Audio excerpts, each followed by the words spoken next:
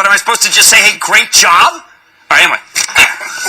Okay, Peter writes, should I be worried about Bear Stearns in terms of liquidity and get my money out of there? No. Bear Stearns is fine. Do not take your money out. This is real. If there's one takeaway other than a plus 400 something, Bear Stearns is not in trouble. I mean, if anything, they're more likely to be taken over. Don't move your money from Bear. That's just being silly. Don't be silly. Bear money's back after the break. The price of oil could tumble even further to a low of $20 a barrel. That's the warning from Goldman Sachs. No, we do think there are tail risks out there. I would not have said that this would be one of them, but we do think the market multiple is likely to contract.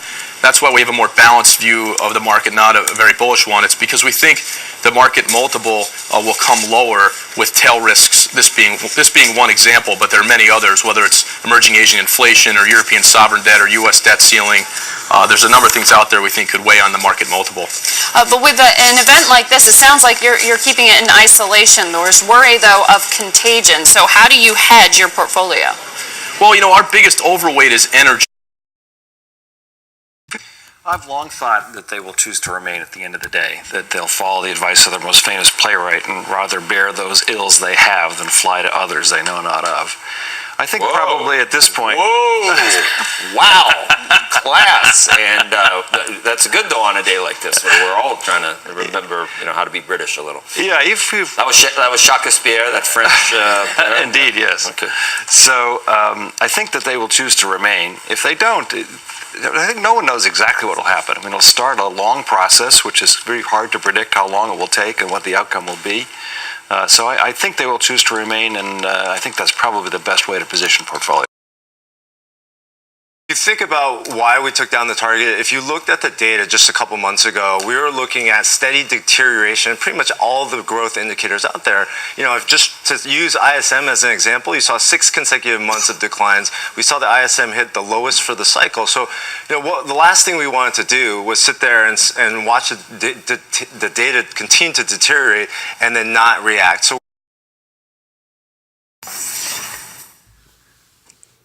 Welcome to Trading Nation. I'm Michelle Caruso Cabrera and joined today by Gina Martin Adams, institutional equity strategist at Wells Fargo.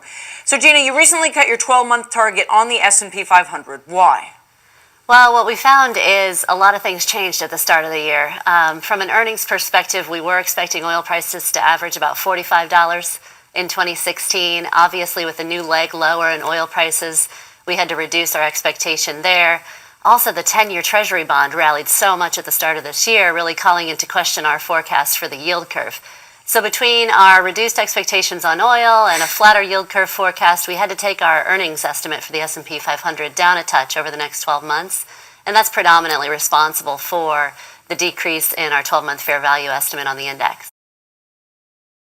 Now, as to this market theater, well, Brian Westbury says everyone should just take a chill pill, calm down. He still likes the big picture here. Brian, I don't know if that counts as being bullish, but you're positive. Explain. Yeah, I'm positive. I mean, we still call this, Neil, I get laughed at these days because I've said it so much. We call it the plow horse economy. It's not a racehorse, and it isn't headed to the glue factory either. It's a plow horse. So we get some good numbers, like today's numbers and like this week's employment report, like this week's services sector reports, and then we get some bad numbers like last week's manufacturing and a little bit of a slowdown in auto sales.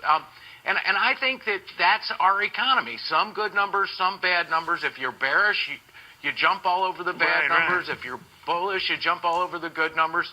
I just want everybody to we're growing about 2%.